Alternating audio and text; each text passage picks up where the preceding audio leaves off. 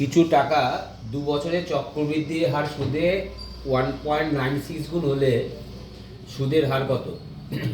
তা ধরে নেবে, ধরি আসল পি সমান এক্স টাকা,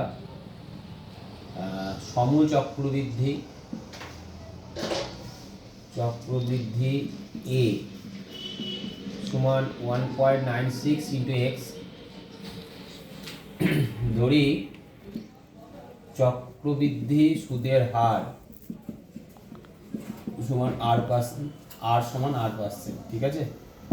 অতএব সমূল চক্রবৃদ্ধি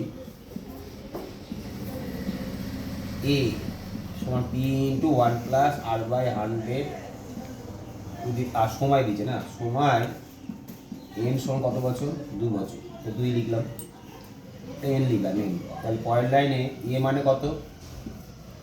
1.96 x into 1 plus R/100 to the power square, x পুড়ে গেল।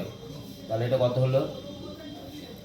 1.4, তা কি হোল স্কোয়ার, একটা 1 প্লাস R/100 আর কি স্কোয়ার উঠে গেল।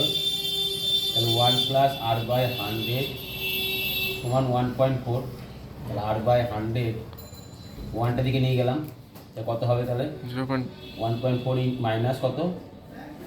1। তাহলে R/100 0.4, তাহলে R সমান 40। তাহলে চক্রবৃদ্ধি সুদের হার কত %?